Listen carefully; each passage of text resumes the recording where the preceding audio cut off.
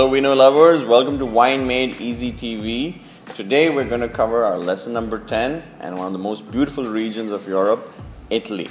Italy is actually one of the world's largest producers of wine, and there are many different regions and it covers all different bodies of wine. Let's start from the north, the wonderful region of Piedmont. It's bordering Switzerland, it's a very mountainous region and it has some great diversity.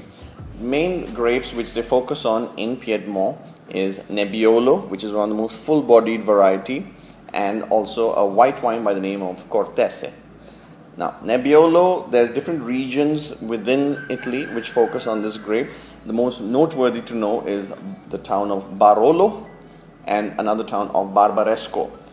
These Nebbiolos are very rich. They've got a lot of tobacco flavor, chocolate, leather, and they really have tannins that can rip your face apart.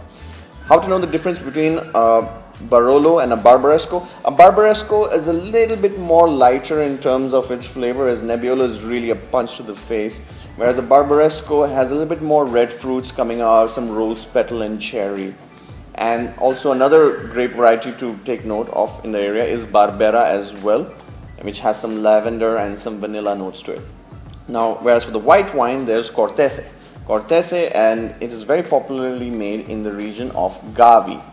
It has some very nice, fresh, clean, salty, spicy, honeydew sort of notes coming out of there. Also, in terms of sweet wine, we have the town of Asti, where they make the beautiful wine called Moscato. And they make some very nice sparkling wines also out there. It's got a lot of honey, a lot of almond, and it just tastes outstanding. Bordering Piedmont is another small region called Friuli. Friuli focuses on a very popular grape which you all might be associating with Italy called Pinot Grigio. Pinot Grigios are nice and light. It's got a nice beautiful color to it. It's got some almond, some citrus notes, but citrus really hits you in the face with this particular wine. It's outstanding, it's very nice and very refreshing to have on a sunny day.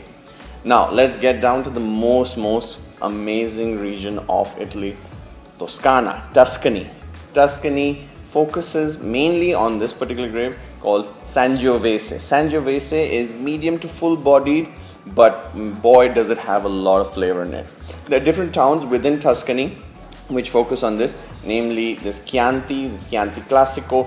What is the difference between these different styles? Chianti, there's a rule saying that Chianti should use minimum of 70% of Sangiovese grape. Chianti Classico says 80%, and also the town of Brunello Di Montalcino.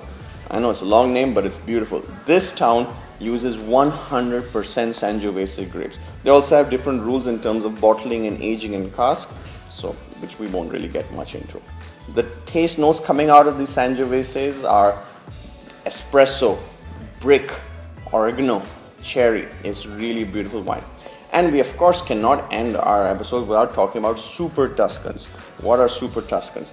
Super Tuscans are wines using French grapes, mainly Cabernet Sauvignon, Carmenere, Petit Verdot, Merlot in Italy. It was a big no-no, but in the 70s and 60s, certain wine producers started bringing these grapes in and trying them out in Italian soil. And guess what? Some outstanding wines have come out over there. Some of the most popular ones are Sassicaia, Tignanello, Ornellaia, and so on and so forth. Another very popular producer to take note of from Tuscany is the wonderful house of Frescobaldi. I really recommend you to go to Tuscany and enjoy the wonderful wines coming out from there. That's it for today. We'll see you next time. Cheers.